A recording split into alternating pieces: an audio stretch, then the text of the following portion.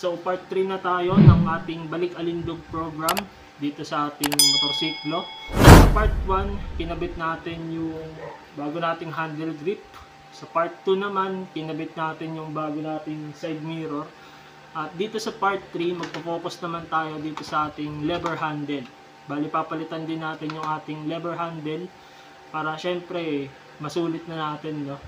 So, bumili ko sa online, sa Shopee ulit. Lalagay ko na lang ulit yung link dito sa baba. Bumili ko ng MTR na lever handle para sa ating Suzuki Raider Carb 150. Tuturo ko na rin sa inyo kung paano nga ba magpalit ng lever handle dito sa ating motorsiklo. Para hindi na kayo pumunta pa sa mga mekaniko. Para makatipid na rin kayo sa labor kahit paano. So, DIY muna tayo. Alright. Para mapalitan natin tong ating lever handle dito sa pinaka-preno natin, ang pinakakailangan lang natin na tanggalin na tornilyo ay ito. Yan. Bubunutin lang natin yan para mahila na natin to. Mas madaling palitan tong brake lever kumpara dun sa ating clutch lever.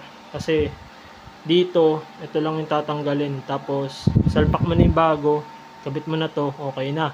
Samantalang dun sa atin, siyempre, kailangan mo pang i-shoot yung pinaka clutch cable natin dito sa pinakabutas. Tanggal na natin yung tornilyo dito sa baba. Bunutin na lang natin tong pinaka tornilyo niya para makuha to. Ikutin lang natin. Ayan, tanggal na natin. Pwede na natin siyang mahugot. Lulusot lang natin siya dito sa butas. Tapos ayun na. Okay na. Haha. Pero din lang natin napasok na yung pinakabutas niya. Ayan o. Dapat para walang problema. Ayan, kitang-kita nyo naman mga master. Nalapat na natin yung butas. So, pwede na nating ibalik yung tinanggal natin na tornilyo kanina. Ayan. Kabit na natin. Bali, itong tornilyo na to, para maipasok natin siya, kailangan muna nating i-shoot yung thread. Kasi meron siyang thread dito sa baba. Kailangan muna nating i-thread yun para mailusot natin to. Tapos pagkatapos, pwede na nating ilagay yung nut para mailak na natin tong ating brake lever. Right. Bali dito naman sa kabila, ganun din. Kailangan mo rin tanggalin tong tornilyo na to para mahugot natin ito.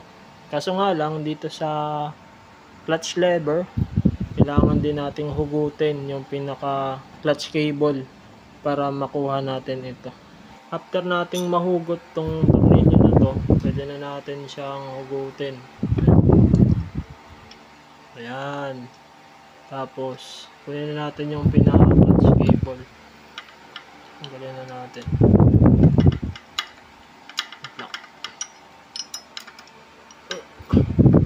Ang hirap kapag isang kamay lang ang nagana. Yun, nadali mo. Tanggalan natin yung clutch lever natin. Sa pagkakabit ng clutch lever na bago, simple lang din. Lulusot muna natin dito yung clutch cable. Tapos saka natin siya ilapat dun sa loob. Tapos, pagka nalapat na natin, pwede na natin ibalik yung tornilyo at tuluyang sikipan. So, kabitan natin. Yun din sa paglapat ng thread nito mga master, no? Meron din siyang thread dito sa pinaka ilalim. Ayan. Ito siya. Saan ba yun? Ito siya, oh. Meron din siyang thread dyan sa pinaka ilalim. Kaya kailangan mo muna sikipan dyan. Tapos, huwag natin kakalimutan ikabit ta. Kasi ito yung nagsisilbing lock niya. Kabit natin din eh. Okay. Alright. Bali, na-install na natin tong ating clutch lever. Ganun din dun sa ating brake lever sa kabila. At syempre, natimpla na rin natin tong plane ng ating clutch cable. So, pwede na natin siyang i-set up. Tapos, testingin na natin siya bukas. Sana kahit paano nabigyan ko kayo ng malinaw na information at malinaw na instruction kung paano magpalit at magkabit ng bagong lever handle dito sa ating motorsiklo. So yun lang, enjoy the ride, ride safe, peace yo. Alright.